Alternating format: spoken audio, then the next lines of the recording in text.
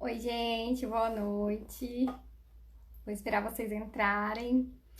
Eu tenho que ficar proibida de fazer live nesse horário, das 19 horas, porque esse horário, gente, é muito corrido pra mim, então eu peço desculpas, já entrei atrasada. Nossa, correria demais.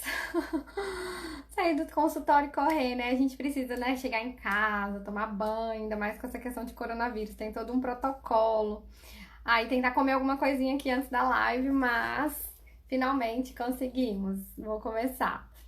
Então, mas assim, eu prefiro fazer, depois vocês até me falem os horários que vocês acham melhor também. Geralmente pra mim é melhor fazer um pouco mais tarde, umas 8 horas, 8 e meia. Mas hoje eu resolvi fazer mais cedo porque tem outras duas colegas amigas que vão fazer lives também e eu quero ver se eu consigo prestigiá-las. É, Hoje a gente vai falar sobre. Eu até queria aprender, gente, a fixar o tema assim da live, mas eu ainda vou aprender a fazer isso. Mas são dúvidas frequentes em alergia à proteína do leite de vaca. Por que eu resolvi fazer essa live? Porque a gente recebe muitas perguntas por direct, nos comentários, e eu fui observando que algumas perguntas sempre se repetem. E são pessoas diferentes, né? Pacientes diferentes, mães diferentes, e as perguntas são muito parecidas. Aí eu resolvi englobar algumas dessas perguntas para ver se a gente consegue esmiuçar essas dúvidas. Então hoje assim, eu não vou me aprofundar em um tema só, como a gente já fez em outras lives, né? Falar só de refluxo ou falar só de teste de provocação oral, mas a gente vai falar um pouquinho de cada coisa. O pessoal tá entrando. E aí, vocês também podem me mandar dúvidas aqui durante a live. Se eu não conseguir responder durante, eu vou responder também no final. Como foi muito corrido, eu expliquei para vocês, não consegui anotar todas as dúvidas que vocês me mandaram, mas pelo menos os temas, assim, eu consegui anotar, porque tem dúvidas também que vocês mandam que são super extensas, né? Que é a verdadeira história clínica do bebê de vocês. Mas eu vou pelo menos conseguir falar um pouco sobre aqueles temas das dúvidas de vocês e acho que vai ser super legal. O que eu queria começar falando? Que hoje mesmo no consultório teve essa dúvida, né? Sobre os exames para o diagnóstico de alergia à proteína do leite de vaca. Então, nesse tópico, primeira coisa que a gente precisa entender: a utilidade ou não do exame vai depender do tipo de alergia, do mecanismo de alergia à proteína do leite de vaca. Por exemplo, se eu estou diante de uma criança que ela come alguma coisa com leite, ela toma uma fórmula infantil de proteína polimérica, né, proteína normal, e menos de 2 horas depois essa criança apresenta urticária, angioedema, inchaço nos olhos, plaquinhas na pele, algum sintoma imediato até 2 horas depois, eu provavelmente estou diante de uma alergia e já é mediada. E a clínica aí nesse caso é super forte, né? Na verdade, geralmente nem restam dúvidas, só com a história a gente já tem uma suspeita muito forte. Nesses casos, eu posso pedir os IgS específicos para essa criança da proteína do leite, ou pode também ser de algum outro alimento que ela tenha ingerido. Isso pode acontecer com ovo, como foi o caso do meu filho. Logo que comeu ovo, já teve urticária, vomitou, né? Fez logo uma reação anafilática, mas tudo bem. Hoje tá ótimo, graças a Deus come de tudo. Então, se a gente está diante de uma reação com esse tipo de mecanismo, aí sim faz sentido a gente pedir os IgS específicos para as proteínas daqueles alimentos que causaram a reação. Mas, se eu não tenho esse tipo de sintoma, se o sintoma é exclusivamente refluxo, cólica, dor abdominal, diarreia, sangue nas fezes, não tem sentido a gente solicitar esses exames. Em alguns casos, a gente pede, mas são casos selecionados, algumas vezes é pra gente poder documentar, mas eu sempre explico para as mães o que eu já espero daquele exame a partir da história clínica. Então, se é uma história clínica de que não tem esse tipo de reação imediata, eu não espero que o exame venha positivo. Se o exame vier positivo, também não significa que ele tem alergia mediada. Agora eu compliquei um pouco, né? Mas vamos lá. Então, em manifestações gastrointestinais, só para resumir, a gente não espera que os IgEs específicos sejam positivos, a gente não precisa desse exame para fazer diagnóstico. Eu sei que todo mundo quer ali, escrito num papelzinho, que o filho tem alergia, para poder acreditar muitas vezes nisso e para poder mostrar para a família, né, e todo mundo acreditar também junto com você. Só que não é assim que funciona. Se essa criança não tem esse tipo de manifestação, provavelmente o exame não vai vir positivo. E aí vamos lá para uma outra situação, que é o seguinte: essa criança fez testes alérgicos, às vezes, muitas vezes não relacionado a nenhuma história clínica, assim, não foi, eu acho, ela realmente come tal alimento e tanto tempo depois tem tal reação. Fez testes alérgicos generalizados, ou então por sintomas muito inespecíficos, e veio ali que ela tem um IgE positivo, um IgE específico para leite de vaca ou para as proteínas do leite, que são caseína, beta-lactoglobulina, alfa-lactoalbumina, existem outras também. Aí vamos supor que ali vem que deu esse IgE positivo. O que a gente vai fazer? A gente pode interpretar que essa criança não tem alergia mesmo com o exame positivo. O exame sozinho, o exame isolado, não quer dizer alergia, ele quer dizer sensibilidade. Então, um IgE específico positivo, sem um sintoma característico de alergia IgE mediada, ele quer dizer só sensibilidade. O que acontece? Então, por que acontece essa sensibilização e essa criança não tem reação? Para ela ter reação, precisa ter, além de ter esse IgE positivo, os linfócitos dessa criança ou desse adulto, que são os T reguladores, eles não vão estar funcionando tão bem. Então, a regulação desse sistema de defesa não vai estar muito boa. Se a regulação estiver boa, se o microambiente ali de citocinas, entre outras coisas, se tiver tudo ok, você pode sim ter um teste alérgico positivo e não ser alérgico. Por isso que é uma, assim, máxima da alergia, né? Que teste alérgico não faz diagnóstico de alergia. Por isso que a clínica é o mais importante. A gente sempre vai dar muita atenção para a história clínica, para o exame físico nesses casos. Então, assim, de testes alérgicos, acho que eu consegui responder. Uma outra dúvida que eu achei interessante, até a mãe me mandou nos comentários mesmo ali do post da live que eu fiz, foi sobre calprotectina fecal. A dúvida, eu não lembro exatamente os valores, mas assim, pelo que eu me lembro, é um bebê de em torno de 5 meses, que a mãe fez dieta, solicitaram calprotectina fecal para esse bebê, e a calprotectina veio ali 137, se eu não tô muito enganada, acho que era esse valor. O que acontece, gente? Calprotectina fecal não é um exame que seja estudado e utilizado com este fim de alergia à proteína do leite de vaca. Quanto menor a criança, mais alterações a gente pode ver no exame de calprotectina fecal se a gente olhar aquele valor de referência que vem ali do laboratório, que é menor que 50, que seria o normal, né? E pode variar de alguns laboratórios, mas geralmente é isso. Então, gente, a calprotectina fecal, primeiro, não foi estudada para este fim, né, de alergia. E em crianças menores, a gente tem que tomar muito cuidado, porque não existem valores de referência totalmente validados. Tem um estudo do JPGN, que é um jornal mundial de gastropediatria europeu, muito bom, maravilhoso. E esse estudo, ele colocou ali níveis de calprotectina fecal, dependendo da idade da criança. Para quem, assim, esse já é um assunto mais complicado, talvez eu não tenha explicado, mas assim, calprotectina fecal é como se fosse uma prova de atividade inflamatória do intestino. Então, que a gente colhe nas fezes mesmo, o exame de fezes, e a gente vê ali, por aquele exame, mais ou menos como que tá a inflamação desse intestino.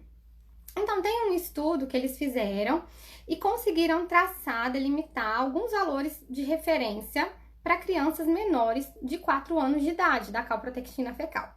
Que antes a gente falava, não existe valor de referência para essa idade. Só que tudo tem que ser interpretado com muito cuidado. Depois eu posso até postar para vocês, ou essa mãe que me fez essa pergunta específica, se quiser, eu mando também esse valor de referência. Mas para essa idade de 5 meses, 137 é um valor normal. Muitas vezes eles vão ter valores até 900 e tá tudo bem, tá normal. Por isso, gente, que a calprotectina fecal, ela é utilizada mais para doença inflamatória intestinal. Retocolite ulcerativa, doença de Crohn, que são outras doenças mais específicas, super importantes também, que também levam à inflamação do intestino, né? Como diz o nome, doença inflamatória intestinal. Mas, embora a alergia possa levar a uma inflamação do intestino, é totalmente diferente. Então, a gente tem que ter muito cuidado com o uso da calprotectina. Não que a gente não possa usar, mas muito cuidado com o uso da calprotectina com este fim. E saber, o médico que solicita tem que saber que os valores de referência são completamente diferentes nas crianças menores e, inclusive, né, não aparecem ali nos valores de referência do laboratório. Até a Jéssica que tá aqui, gente, ó, minha amiga gastropediatra também, aqui de Palmas, chegou recentemente, falou a velha história de pedirmos o exame quando não sabemos o que procuramos. Então, muitas vezes o médico acaba pedindo um exame desnecessário e causando uma confusão na cabeça da mãe, né? Que aí vem aqui pedir ajuda pra gente que nem conhece a criança, mas que bom que a gente consegue esclarecer algumas coisas, né? Acho que foi você, né, Daisy, que me mandou a pergunta, então tá bem esclarecido. Vamos passar para as próximas dúvidas de vocês. Uma outra dúvida super comum que a gente recebe é sobre introdução alimentar. Tem algumas correntes de médicos que eles fazem o quê? Eles orientam que essa introdução alimentar da criança alérgica seja postergada. Então, muitos médicos falam assim, gente, não, vamos introduzir a alimentação dessa criança alérgica só depois de 8 meses. Como se isso fosse proteger a criança de ter alergia alimentar. Já outras correntes querem adiantar a introdução alimentar até para antes de 4 meses de idade, como se ali a gente tivesse alguma janela que protegesse essa criança de desenvolver alergia alimentar, dependendo de quando foi que ela reagiu, do alimento que ela reagiu, e dependendo de quando ela vai introduzir esse alimento. O que acontece? Por que a gente precisa ter muito cuidado em relação a isso? Isso é muito estudado e, vez ou outra, esses estudos mudam de opinião. Só que o que tem de consenso em relação a isso hoje é que a gente não deve postergar nem adiantar a introdução alimentar da criança alérgica. Então, o momento ideal de introdução pra gente aqui no Brasil é 6 meses de idade. Por que eu falei pra gente aqui no Brasil? Porque em alguns locais eles fazem a introdução com 4 meses de idade. Então, nos artigos eles colocam sempre ali 4 a 6 meses de idade. Mas claro, gente, que aos 6 meses a criança está muito mais preparada, esse intestino está muito mais preparado para receber o alimento do que ele está aos 4 meses. E principalmente, né, neurologicamente, essa criança está muito mais preparada também para receber o alimento. E aí, tem alguma ressalva em relação a isso? Tem. Tem um estudo, mais de um estudo, inclusive, mas não é numa população brasileira, falando da introdução do amendoim. Foi o único alimento onde a introdução mais precoce evidenciou alguma proteção em relação à alergia alimentar. Embora esteja aumentando a alergia alimentar ao amendoim na nossa população também, porque a gente está consumindo mais, né? Hoje pasta de amendoim já tá aí na mesa de muitos brasileiros. Antes a gente praticamente não ouvia falar sobre isso. Mas é muito comum em outros países, como nos Estados Unidos, por exemplo. Então, esses estudos, inclusive, se baseiam em populações americanas. E tem outras populações também, mas esse estudo principal nos Estados Unidos evidenciou que entrar um pouco mais cedo com a pasta de amendoim, com amendoim, mas geralmente é em pasta, né, que a gente inicia, pode proteger contra a alergia do amendoim. Então, eles colocam ali iniciar entre 4 e 11 meses. Mas cuidado, por quê? Primeiro que não foi na nossa população, e outra coisa, não é introduzir e esquecer. O que acontece? Quando você introduz um alimento com a finalidade de proteger aquela criança da alergia alimentar, você tem que introduzir e manter esse alimento na dieta. Então, se você e sua família não consomem pasta de amendoim, assim, se não é uma coisa que você costuma dar para suas crianças, para que introduzir amendoim antes do tempo, assim, só para falar, não, já dei amendoim, tá tudo ótimo, deixa pra lá. Porque não é assim que funciona. Então, se você comer amendoim uma vez e ficar um super tempo sem comer amendoim, 6 meses, 1 ano sem comer amendoim, você não tá protegendo aquela criança, não tem necessidade de entrar com aquilo. Então, por isso que é sempre muito importante ter uma orientação médica e avaliar se naquele caso, daquela família, tem necessidade de introduzir algum alimento, no caso, por exemplo, do amendoim, mais precocemente ou não. Em relação ao ovo, também é um alimento que já está bem certificado, assim, estudado, de que o momento ideal para a introdução é de 4 a 6 meses. Então, pra gente aqui, 6 meses, porque é o que a gente orienta, a Sociedade Brasileira de Pediatria, e eu também concordo demais com isso, de que a introdução alimentar seja no 6º mês. Então, o ideal é que a gente inicie o ovo também no 6º mês. Antes não mostrou proteção, postergar também não é benéfico. Eu vejo que é muito comum, super comum, mães de alérgicos à proteína do leite de vaca terem medo de introduzir o ovo. Isso é muito comum. E muitas até querem fazer exames antes de introduzir o ovo e tudo mais. A gente tem que individualizar, claro, cada paciente, mas a gente não tem que ter esse medo, porque a idade ideal para introduzir o ovo é realmente o 6º mês. Então, ovo tá ok. Em relação à soja, a gente não tem estudos de idade ideal de introdução, assim, que tenham, assim, um embasamento bom. Tem outros alimentos também, que trigo, peixe, ainda falta muito questão de estudo, mas, assim, de um modo geral, não postergar a introdução desses alimentos. O ideal é que eles sejam introduzidos mesmo, como a gente faz para criança que não é alérgica, no 6º mês. De introdução alimentar, eu sei que vocês têm muitas dúvidas. E eu vou depois fazer uma live falando especificamente, assim, de introdução alimentar do paciente alérgico, do que não é alérgico também, porque eu acho que é super interessante, super legal. E muita gente até não tá conseguindo fazer as consultas com frequência dos seus bebês, né? E a gente tá conseguindo orientar introdução alimentar até por teleconsulta. É super legal ter essa orientação direitinho de como fazer a introdução alimentar. A Jeane me mandou uma pergunta aqui. Poderia me explicar se existe isso, que a criança alérgica a vários alimentos não consegue ganhar peso? Pode ser porque ela não absorve bem as proteínas e vitaminas que são liberadas pelas fezes e urina? Tá. Não é assim, viu? Não é que existe isso de que a criança alérgica não consegue ganhar peso, mesmo que seja a múltiplos alimentos. Se a criança não tá conseguindo ganhar peso, é porque ela está, sim, com alguma inflamação, a criança alérgica, né, que a gente tá falando aqui. Ela pode, sim, estar com uma inflamação no intestino que tá prejudicando a absorção dos alimentos, que é aquela enteropatia induzida por proteína alimentar, que a gente até comentou na live aqui, quando eu fiz com a doutora Ellen. Eu acho que minha live tá lá no YouTube. Depois assiste essa live, porque a gente falou muito sobre isso. Mas a gente não pode, de modo algum, generalizar. Eu tenho paciente com alergia alimentar múltipla e peso excelente. Então, realmente precisa avaliar muito bem essa criança. Vou até puxar o gancho da sua pergunta, Diane, né? E já falar sobre uma outra coisa, que foi uma outra dúvida que eu recebi aqui de vocês. A questão da alergia alimentar múltipla. A gente precisa ter realmente muito cuidado em interpretar que é uma alergia alimentar múltipla. Essa criança precisa estar sendo acompanhada bem de perto, porque às vezes a gente acaba interpretando reações que não são reações alérgicas como sendo alergia alimentar.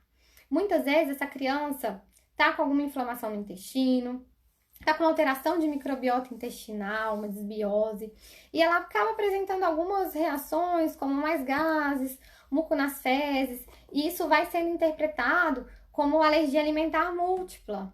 E nem tudo é alergia alimentar. Então, a gente precisa ter cuidado nisso. Inclusive, uma das perguntas que eu recebi foi a mãe falando que o filho antes estava mais estabilizado e agora começou a desenvolver alergia a múltiplos alimentos. É sempre importante a gente pesquisar outras doenças também, inclusive doenças inflamatórias intestinais, para a gente poder ter um diagnóstico de certeza, saber se realmente se trata de uma alergia alimentar, porque pode sim ter criança que tem alergia alimentar, mas está com algum outro problema, e a gente tem que tentar identificar isso, tá bom? Ótima pergunta. Vou falar agora, deixa eu ver. Tô aqui olhando as dúvidas que vocês me mandaram. Uma dúvida foi em relação se criança que tem um irmão alérgico. Quem me mandou essa pergunta, até esse irmão alérgico é meu paciente, né? A mãe teve bebê agora há pouco tempo e esse bebê que nasceu tá apresentando cólica, pelo que eu entendi da pergunta que me mandou. E a irmãzinha mais velha é alérgica à proteína do leite, inclusive agora já está tolerante, né? Meu pacientinha era alérgica, né? Tá tolerante agora. E o bebê que nasceu tá com muita cólica. E a mãe me mandou essa pergunta. E outra mãe também me mandou, então ótimo, a gente já puxa o gancho e já fala disso. Se cólica isolado pode ser alergia à proteína do leite de vaca. Cólica como manifestação isolada. Então, hoje mesmo também no consultório recebi bebê com quadro de cólica e sempre essa dúvida se é ou não é alergia. Já puxando o gancho da cólica, vou falar de todos, isso serve também para outros sintomas subjetivos, como o bebezinho que se espreme muito, o bebê que tem mais gases e todas essas outras coisas. A gente precisa lembrar que o bebê, ele tem um intestino super imaturo. O amadurecimento do intestino, ele vai acontecer durante todo esse primeiro ano de vida. Então, quando esse bebê nasce, o intestino realmente sofre, o bebê sofre. É aquela esterogestação que a gente fala, né? Se o bebê pudesse ficar na nossa barriga mais tempo e nascer mais maduro, talvez fosse melhor para ele. Mas não é isso que acontece.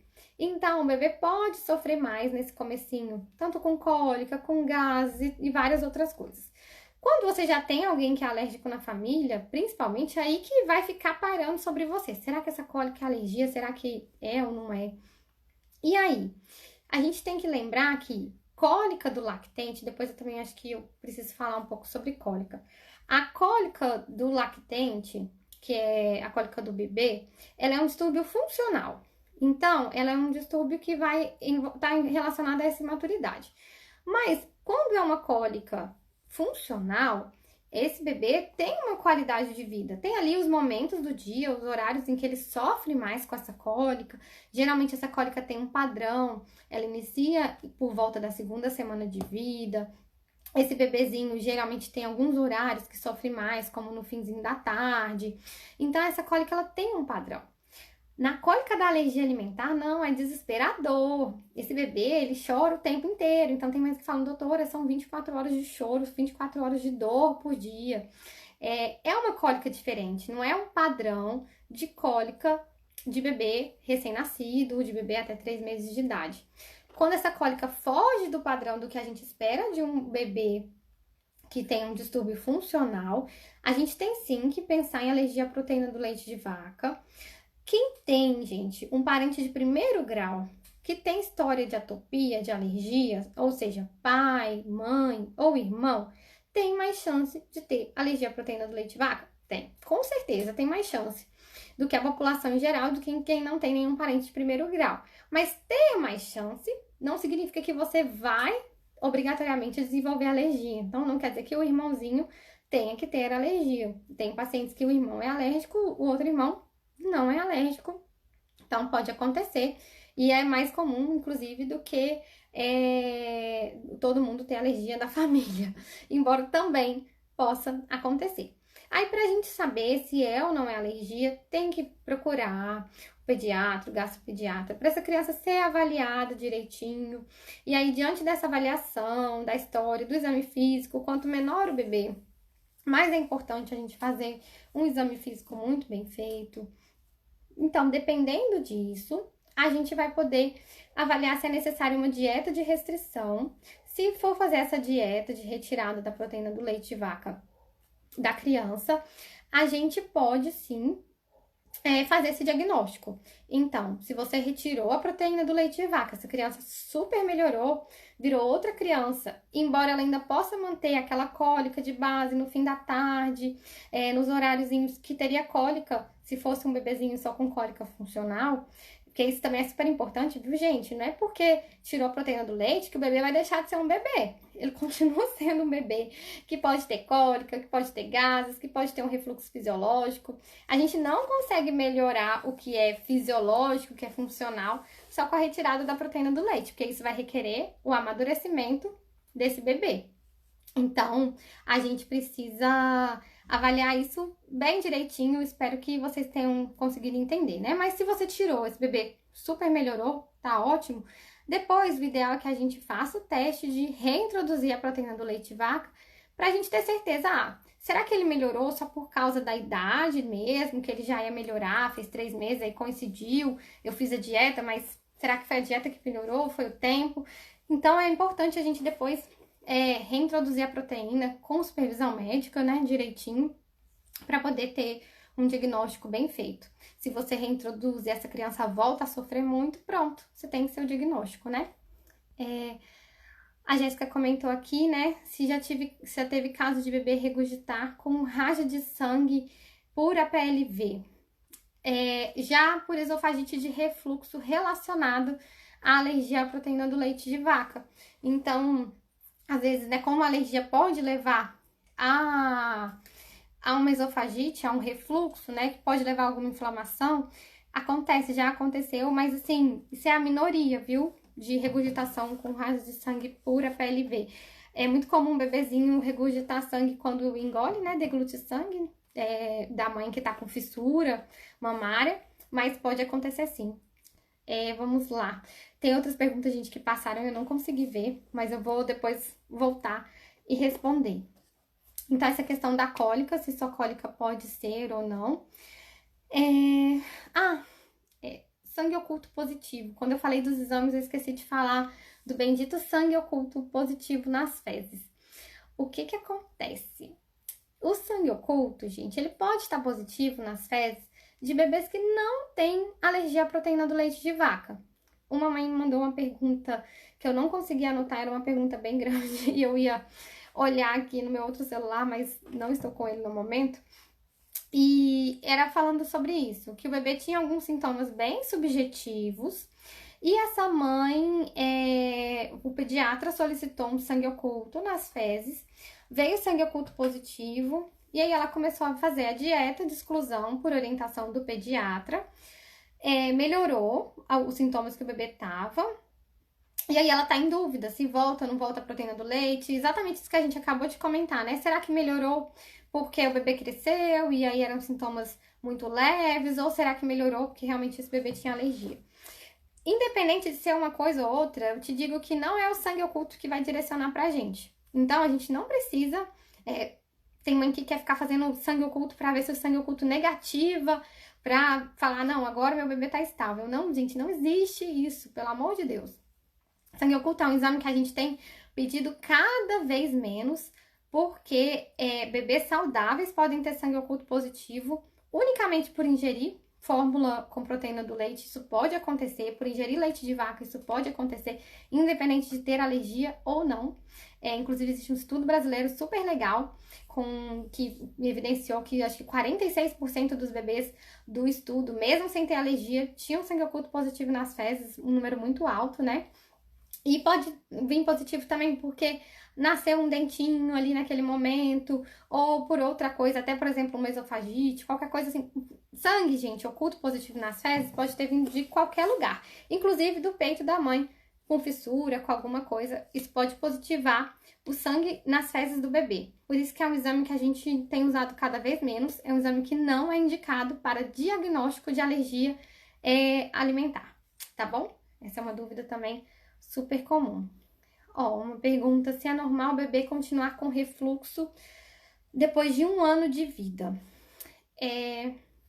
Normal Sempre que eu escuto essa palavra, né, assim, normal, o normal é complicado de a gente definir o que é normal. O que é normal para um pode ser não ser normal para outro. Mas o refluxo fisiológico, vamos falar assim, então, o refluxo que é o refluxo não é doença, a regurgitação, né? Esse refluxo que não tá causando nenhum problema pro ganho de peso do bebê, o bebê não tá irritado com isso. Esse refluxo ele pode persistir sim além de 1 ano de vida. Ele geralmente pode persistir até 18 meses de vida, em alguns casos vai um pouquinho mais, mas a maioria melhora até 18 meses. O que não pode é ele piorar depois de 1 ano de vida. Aí tem alguma coisa errada, tá bom? Deixa eu ver, tem uma outra perguntinha sobre o ferro. Se o ferro agride o intestino do bebê que tem alergia à proteína do leite de vaca. Essa pergunta é muito boa. Realmente é uma dúvida super frequente a questão do ferro. Não é que o ferro agride o intestino do bebê. O que acontece é que se esse intestino está muito inflamado, pode ser que essa criança não consiga absorver o ferro direito. E aí esse ferro ele vai acabar saindo ali até visível nas fezes, né? Bastante ferro, embora possa sair, viu, gente? Visível, mesmo que ela esteja absorvendo, é comum sair. Mas essa criança pode piorar alguns dos sintomas porque não tá conseguindo absorver bem esse ferro acaba ficando ali livre no intestino.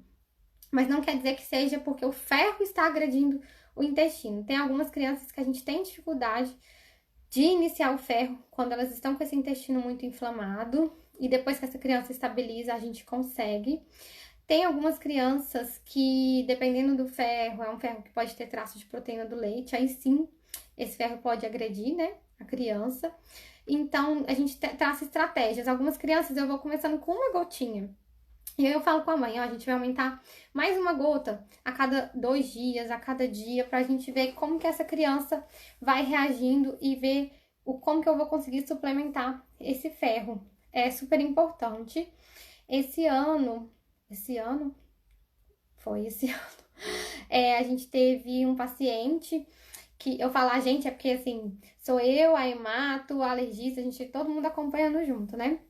Um pacientinho muito querido, muito fofo, que tinha muito sangue nas fezes e não conseguia absorver esse ferro de modo algum. E a gente acabou precisando fazer ferro endovenoso nessa criança. Mas, assim, uma criança que teve uma anemia grave mesmo, por deficiência de ferro, secundária ao sangramento. Mas era uma colite, gente, muito grave. Uma colite, uma inflamação do cólon, assim, muito grave mesmo. Esse bebê sangrava muito. Não é o comum da colite, é uma exceção acontecer isso. Então, a gente precisou, inclusive, internou ele na UTI para fazer tudo com muita segurança, né? Toda cautela, até por questão de reação alérgica, mas deu tudo certo. Tá ótimo hoje, parou de sangrar. E aí, como a gente fez as primeiras doses de ferro na UTI, ele estabilizou, tá tudo bem? A gente vai agora começar a tentar o ferro oral mesmo. Então, assim, tem casos e casos, né? Tem casos muito simples, que a criança não vai ter nenhum problema com ferro, e tem crianças que a gente vai ter que lançar a mão de outras medidas para repor esse ferro. Deixa eu ver. Ó, meu filho, quando toma ferro, tem diarreia prolongada. Existe sensibilidade a ferro? Então, o ferro pode levar tanto a diarreia quanto a constipação. Em algumas pessoas, em algumas crianças e até adultos relatam também isso. Então, pode acontecer. Mas aí é super importante ver, será que existe alguma outra opção de reposição de ferro? Será que algum outro composto que tem ali naquele ferro que a criança não está conseguindo ficar bem, ou se é o ferro mesmo? É importante avaliar isso individualmente para conseguir repor, porque essa criança precisa ser monitorizada em relação à necessidade de reposição de ferro, né? Vamos ver. Essa também é uma pergunta super interessante e até polêmica da Danusa. Se ovo pode ocasionar sangue nas fezes? Então, tem um estudo muito legal. É super difícil, viu, gente, para vocês, assim, que são pacientes, mães e pais, vocês querem, às vezes, respostas preto no branco, né? Que a gente fala. E a gente também quer, só que é super difícil fazer estudo em bebê alérgico, principalmente não IgE mediado. Quando a gente vai fazer um estudo científico, Esse estudo ele tem um desenho, né? Você precisa fazer tudo com uma metodologia bem certinha para você conseguir analisar todas as variáveis e tudo mais. E é super difícil, tem pouquíssimos estudos em crianças amamentadas com alergia alimentar não IgE mediada, que seriam essas alergias que levam só à manifestação gastrointestinal. Aí tem um estudo muito legal, que assim, como é tão difícil, esse estudo é super legal. E ele analisa a questão do sangue nas fezes e quais alimentos que podem causar, quais alimentos podem passar via leite materno e tudo mais. Em relação à colite alérgica, o que a gente tem muito bem determinado, que a gente tem certeza, é em relação ao leite de vaca e à soja. Então, assim, são as duas proteínas. Quando eu falo leite de vaca, né, também leites de origem animal, leite de cabra, outros leites também. Esse é o que está muito bem documentado, é o que a gente tem certeza e é principalmente o que a gente vai retirar nesse momento da colite alérgica. Mas tem alguns casos selecionados, em que a gente vai precisar tirar, sim, outros alimentos, em que outros alimentos podem estar envolvidos no mecanismo de alergia alimentar, inclusive o ovo, mas não é o mais comum. E a gente tem poucos dados científicos relacionados a isso, viu? Por isso que é uma dúvida também super comum de vocês. Deixa eu ver. Acho que era até uma dúvida que eu queria mesmo falar, veio bem na hora que eu queria falar sobre isso. Eu recebi uma pergunta que eu fiquei assim, até sensibilizada com essa mãe, porque ela contou a história. Eu também não consegui anotar a pergunta toda, era bem grande. Desculpa, igual eu expliquei, né? A correria de hoje. Mas é uma criança que tem 3 anos de idade e, segundo a mãe, tá piorando de alergia, né? Então, uma criança que já usou extensamente hidrolisado, que seria o Pregomin, e agora precisou ir para Neocate, então, que seria a fórmula de aminoácidos, né? A mãe que citou que estava usando, acho que o Neoadvance, inclusive, essa criança, na pergunta, tá ali nos comentários. Então, e ela no final, ela falou assim... perguntou para mim onde estamos errando. E aí essa pergunta me sensibilizou.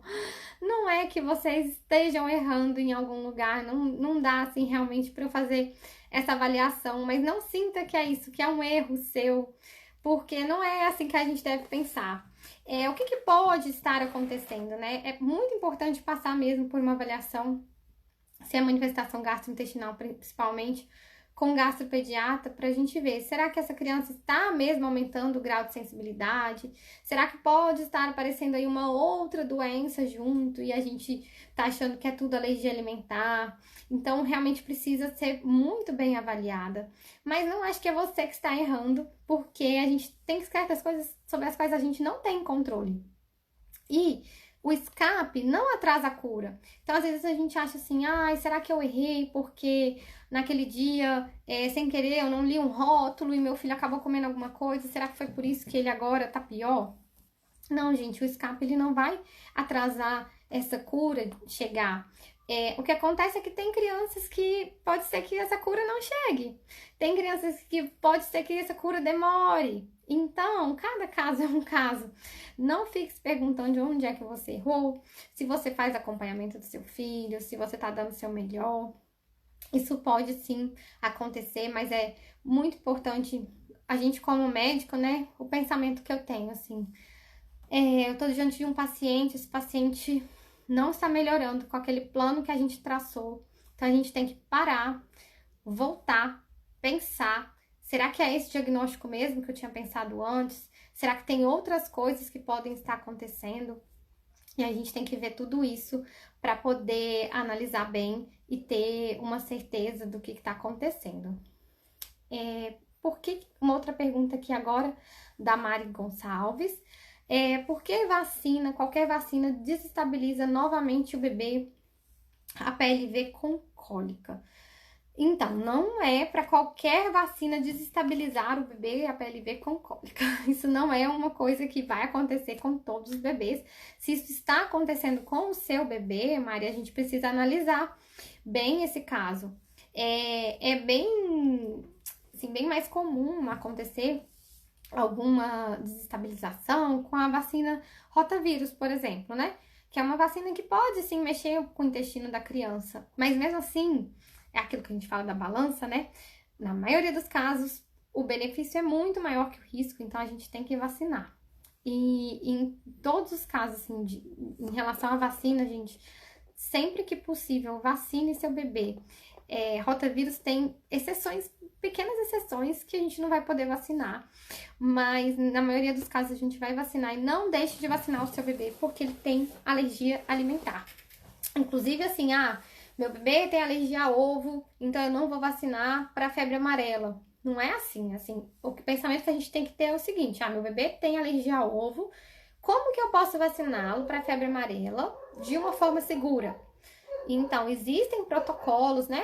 Que o bebê alérgico ele vai poder fazer vacina, às vezes com dose fracionada, com supervisão médica, mas não é pra gente deixar de vacinar o bebê. Esse bebê sempre tem que estar muito bem acompanhado pra gente poder fazer todas as vacinas, não deixar essas doenças que já sumiram do calendário voltarem, né? Ainda mais nesse momento que a gente tá vivendo, a gente vendo aí como é importante a gente valorizar as vacinas.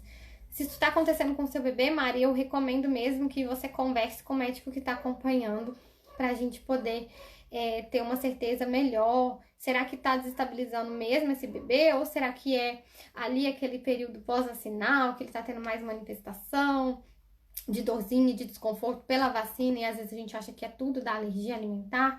Tudo isso tem que ser avaliado. Gente, eu tô sem relógio. Depois, alguém me manda as horas aí, por favor, que eu perdi. Perdi não, não trouxe relógio mesmo pra live. Deixa eu ver aqui as perguntas de vocês. Vou voltando pra tentar responder um pouco das perguntas de quem tá aqui ao vivo comigo, que eu super valorizo isso. Então, uso do Pregomin, fezes pastosas ou diarreia. Não mediado. Então, né, criança com sintoma gastrointestinal pode reagir ao Pregomin? Não, sim, criança com alergia pode reagir ao Pregomin. Pregomin, ele é um extensamente hidrolisado, sem lactose, que é uma fórmula da Danone. Existe uma fórmula similar que é o Alfarré, da Nestlé. Então, são os dois, são os extensamente hidrolisados sem lactose que a gente tem. E tem crianças com alergia que não vão tolerar o extensamente hidrolisado.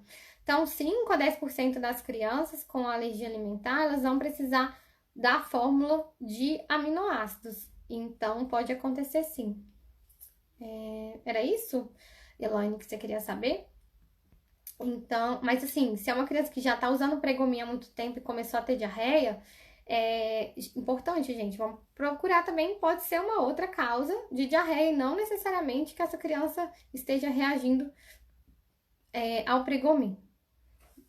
Uma pergunta, uma dúvida também bem comum da Laila. Se a alergia prejudica o sono do bebê?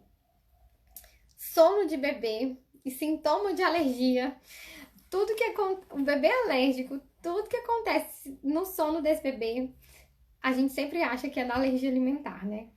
O que acontece, assim, quando o bebê não está estabilizado, ele pode sim piorar o sono, mas é porque ele tá sentindo dor, porque ele tá sentindo desconforto. Não é que a alergia alimentar tenha como sintoma algum distúrbio do sono. Então, assim, não é essa a relação. Mas se o bebê tá com desconforto abdominal, ele pode, sim, ter um sono prejudicado. Só que a gente tem que lembrar que, assim, são várias variáveis envolvidas no sono do bebê. Inclusive, questão de salto de desenvolvimento, de estresse, de ambiente, nascimento de novos dentes, tudo também pode estar relacionado ao sono do bebê. Mas a alergia por si só não prejudica, então respondendo, né, pode prejudicar se esse bebê não estiver estável, estiver sentindo algum desconforto. Uma outra perguntinha. Meu filho, depois que começou a introdução alimentar e suplementação do ferro, fica 3 dias sem fazer cocô e sofre quando vai fazer. Será que é o ferro?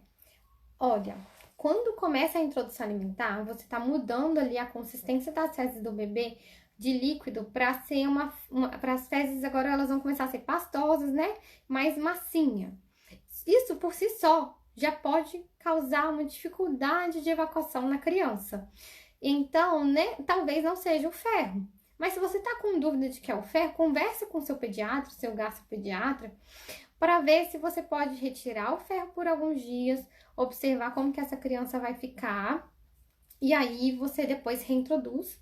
Ou então você pode manter o ferro e ver o que, que você pode melhorar na questão da alimentação, de alimentos mais laxativos, de melhorar a oferta de água, de ir com muita calma, porque às vezes a gente pega e introduz um monte de coisa tudo de uma vez, todas as refeições, almoço, café da manhã, jantar, e esse bebê precisa ir acostumando a comer devagarzinho.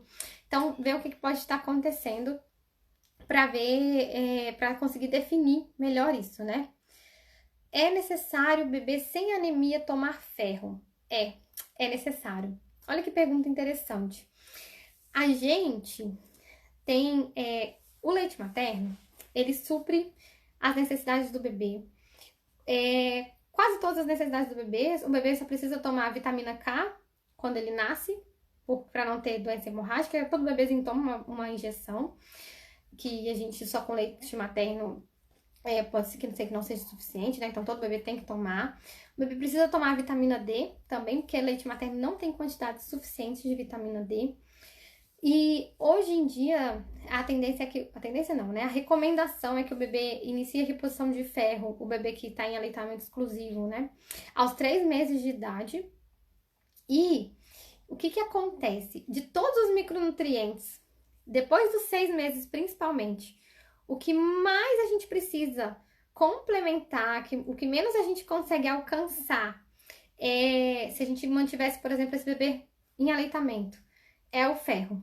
Então, o ferro é o que a gente tem que ter maior cuidado em suplementar no bebezinho, principalmente porque ele tá usando muito esse ferro para crescer, tá usando todas as reservas que ele tem. E ele tem um risco maior de fazer anemia por várias características também do bebê. E essa anemia ela é muito prejudicial no desenvolvimento da criança. Então, esse ferro não é um ferro de tratamento. Esse é um ferro de profilaxia, um ferro de prevenção, para que o seu bebê não tenha anemia. Para que a gente não precise esperar que ele tenha anemia para a gente introduzir o ferro. Agora, se o seu bebê tá reagindo muito ao ferro, se tá tendo algum problema em relação a isso, né? Tem que avaliar individualmente e ver como que a gente pode, as estratégias que a gente pode usar para repor da melhor forma. E se, quando não é possível, monitorizar muito bem isso, mas assim, é super importante repor ferro. Bom, doutora, eu segui o protocolo de introdução gradual da proteína do leite de vaca nos assados. Ah, ótimo falar também, que eu tava esquecendo de falar. Alguém me mandou, gente, quantas horas são? Deixa eu só ver. Era 19h49, né? Alguns minutos atrás. Não, mas eu vou aproveitar para falar de teste de provocação aqui, então, rapidinho. Cadê? Deixa eu achar sua pergunta de novo. Pronto. Ó, doutor, eu segui o protocolo de introdução gradual da proteína do leite de vaca nos assados e minha filha toma Milnutri. Porém, fiquei nisso, não tentei outro tipo de fórmula ou leite. E qual que é a sua dúvida? Teríamos de fazer exames para saber se ela não é mais a PLV? Então. Gente, não precisa fazer exame para saber se ela não é mais a PLV. Não quer dizer que você tenha que dar o leite da vaca, saindo da vaca para a criança, para você falar não, que não é mais a PLV, nem que você tenha que ter um exame.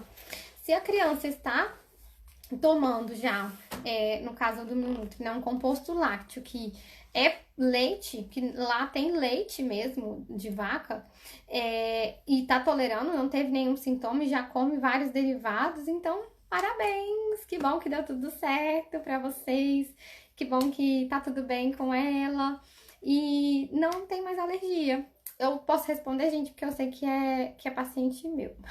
Mas é bom voltar depois pra gente ver e avaliar bem direitinho, né? Ter nossa última conversinha. Mas tô super feliz. Que bom que deu tudo certo. Olha só, eu vou aproveitar para falar um pouquinho de teste de provocação oral. Que eu sei que é outra dúvida super comum de vocês, né? Como que a gente vai fazer esses testes de provocação? Como que a gente vai reintroduzir a proteína do leite na dieta? Então, isso tudo precisa ser avaliado, claro, individualmente. Quando vocês me fazem essas perguntas, gente, não é pra vocês ficarem tentando aí as coisas sozinhos em casa, porque igual eu falo pros meus pacientes, né? Você tem que fazer um teste de provocação, você tem que ter pra quem reportar aquilo, né? Ah, deu alguma coisa errada, você tem que ter alguém ali pra te dar suporte e falar o que que você vai fazer, como que você vai agir, tá bom? Mas como que a gente faz assim de uma maneira geral? Na criança que não tem alergia e já é mediada, né? Então, a criança que eu sei que eu vou poder introduzir essa proteína num ambiente de casa, sem um risco à vida dessa criança. Por quê? Se ela tem alergia e já é mediada, a gente tem que fazer isso num ambiente hospitalar. Então, assim, a gente tem como se fosse uma escadinha do leite que a gente vai seguindo. Então, se a criança é uma criança amamentada, a gente primeiro vai liberando isso para a mãe. Então, geralmente eu vou seguindo essa escadinha para a mãe. Começa ali do assado ou do ultraprocessado, a gente vai pro assado. Então, depois, por exemplo, um biscoito, um bolo. Aí depois a gente pode passar por uma panqueca, que é menos assada, ou para um queijo, aí dependendo do queijo. Depois a gente pode passar pro iogurte, depois pro leite. Então a gente vai indo bem devagarzinho nessa escada do leite, primeiro pra mãe, depois a gente faz isso pro bebê, se tiver tudo bem, dependendo da idade desse bebê. E aí, se esse bebê aceitou todas essas proteínas sem sintomas e tá tudo ok, aí a gente vai liberar o leite e essa criança está tolerante. Parece simples, né? Eu sei que na prática não é tão simples assim, mas é assim que a gente vai fazendo com calma. Quem vai definir o tempo que você vai ficar em um degrauzinho da escada, quando é que eu vou sair aqui do biscoito pro bolo, quando que eu vou sair disso para isso, é o médico que está acompanhando a criança, que a gente tem mais ou menos uma ideia de quanto tempo essa criança vai precisar em cada estágio aí da proteína do leite. E também uma forma da mãe também se sentir segura. A mãe muitas vezes vai ter que ir no tempo dela, a mãe, o pai, né? Quem tá cuidando dessa criança. Que às vezes a gente faz um plano, aí um mês essa criança vai estar tomando leite, mas tem ali uma insegurança muito grande, e aí a gente vai bem devagarzinho até dar tudo certo. Em relação à periodicidade, né, dos testes de provocação oral, em relação a de quanto em quanto tempo que eu posso testar para ver se meu filho está ou não está tolerante. Isso varia bastante. Crianças que têm alergia não IgE mediada, elas podem fazer testes, às vezes, a cada 4 meses até 1 ano. Então, vai variar muito. Tem criança que a gente vai esperar 1 ano para testar de novo. Tem criança que a gente vai esperar 6 meses. Tem criança que em menos tempo, às vezes 4 meses de dieta, a gente já provoca para ver se está tolerante. Então, é mais ou menos isso.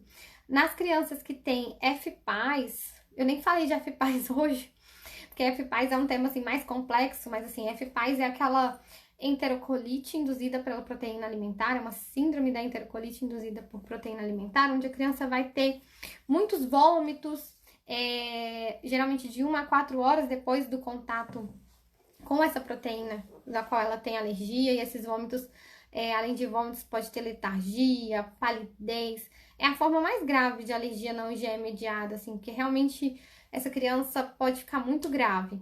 Na FPAS, a gente vai esperar mais tempo para fazer a provocação. 1 ano, às vezes 1 ano e meio, para a gente poder fazer a provocação desse alimento e ver se a criança está tolerante ou não. E é importante, né, na maioria dos casos de FPAS, a gente vai fazer esse teste no ambiente hospitalar, mesmo a gente não tendo IgE ali, não tem um risco de anafilaxia, mas a gente tem risco de reação grave. Nas crianças que são IgE mediadas, essas crianças muitas vezes vão ser avaliadas quanto à possibilidade de fazer teste de provocação a cada 1 ou 2 anos. E os adultos vão demorar mais tempo ainda, às vezes 2, 5 anos. Porque como a gente comentou, né, algumas pessoas não vão, gente, ficar tolerantes. E as pessoas que têm alergia IgE mediada, elas podem demorar mais tempo para adquirir essa tolerância. Hoje a gente tem alguns protocolos específicos para alergia IgE mediada, de imunoterapia, muito legais mesmo, assim, que são desenvolvidos e estão se atualizando cada vez mais para estimular a tolerância nessas crianças. Mas no IgE mediado, a gente tem que ter menos ansiedade em relação à tolerância, porque geralmente ela demora um pouco mais. O geralmente não quer dizer que vai demorar para todo mundo. Hoje eu atendi uma pacientinha, foi hoje, não foi ontem, foi ontem que eu atendi ela. E era uma alergia IgE mediada. Ela está ótima com 2 aninhos, tolerando tudo de leite, tomando leite mesmo, está super bem. O IgE dela não negativou, viu? Então, voltando lá para vocês, vocês acham assim, que o exame tem que estar negativo. Não é isso, ou positivo. Ela ainda tem IgE positivo, mas clinicamente, fazendo os testes, a gente já identificou que ela tá tolerando tudo. E é isso, curada, tolerante. Alguém me fala as horas aí de novo? Obrigada, Thaís. Melhor gasto imediato. Muito obrigada. Thaís é maravilhosa. Muita saudade de vocês. Então, assim, a Mayara perguntou, né? Qual a idade indicada para introdução do leite em bebês APLV? Vai depender, como a gente comentou agora, né? Do tipo de mecanismo. Mas se tiver tudo bem, geralmente em torno de 1 ano a gente tenta. Mayara, no seu caso, eu acho que eu sei quem é, né? Tem mais de 1 ano já o bebê. Então, gente, já... Se for o bebê que eu tô pensando, porque a foto, às vezes eu não consigo ver, a foto de vocês fica bem pequenininha. A gente vai esperar, se for alergia não IgE mediada, mais 4 meses, até mais 1 ano, para tentar fazer um teste de provocação. Gente, muito importante falar, isso vai depender de quando que essa criança teve uma última reação, né? Porque, por exemplo, essa criança, sem querer comer alguma coisa, teve uma reação no mês passado. Eu não vou fazer teste de provocação agora, porque eu não espero que ela esteja tolerante ainda. A gente vai esperar mais um pouquinho. Peraí. Não tô conseguindo passar aqui. Gente, deu meu horário, 20 horas. Acho que já eles vão cortar aqui nossa live. Eu sei que teve perguntas que eu não consegui responder, mas assim, a gente vai ter outras oportunidades. Eu tô me programando para fazer pelo menos uma live por semana com vocês. E vou responder mais uma pergunta aqui, Refluxo tem cura? Qual a diferença de alergia alimentar pro refluxo? Cleo, vê minha live passada, foi da semana passada, que eu falei só sobre o refluxo. E lá tá bem explicadinho, assim, essa questão do refluxo. Eu acho que vai conseguir, assim, responder melhor sua pergunta do que se eu tentar responder correndo aqui agora. A Tamires me perguntou se no TPO, que é o teste de provocação, né, que é quando a gente volta a proteína para a dieta da criança, soluços frequentes o dia todo, se pode ser reação. Bebê de 1 ano e 7 meses. Se esse bebê não estava soluçando antes e começou a soluçar, e essa manifestação que ele tinha antes era alguma coisa relacionada a isso, aí sim, pode ter relação. Mas é bom fazer uma análise, né, bem feita. Quando a gente faz uma provocação, gente, o que a gente tá procurando é ver se o bebê vai desenvolver os sintomas que ele tinha antes, né? Então, assim, ele tinha sangue nas fezes, vamos ver, eu voltei, será que ele tem sangue nas fezes ainda? Então, a gente tem que olhar sempre pro histórico dessa criança. Mas se tá soluçando o dia todo, isso não é comum, tem que avaliar. Pode sim ser alguma reação. É isso, acho que deu o meu tempo. Foi muito bom fazer essa live com vocês. Eu espero ter conseguido responder as dúvidas frequentes. Depois eu vou me organizar melhor para até tentar responder mais questões relacionadas a isso. Eu sei que vocês têm muitas dúvidas. Muito obrigada a cada um de vocês que esteve aqui comigo nessa live hoje. Eu sei que são tantas lives no Instagram, são tantas coisas pra gente ver e eu me sinto privilegiada de ter a companhia de vocês aqui. Obrigada, Paula, obrigada, Jéssica, obrigada a todo mundo, mãe que tá aqui também, ó, minha mãe, linda. Todo mundo que tá aqui, foi um prazer e podem me mandar mais dúvidas e a gente vai tirando aos pouquinhos, inclusive se vocês tiverem sugestões de temas para outras lives, semana que vem tem mais alguma live, eu ainda não sei o tema da semana que vem, então podem mandar sugestões de tema também, tá bom? Um super beijo pra vocês, boa noite, muito obrigada, Maíra, obrigada a todo mundo, tá bom? Beijão, tchau, tchau.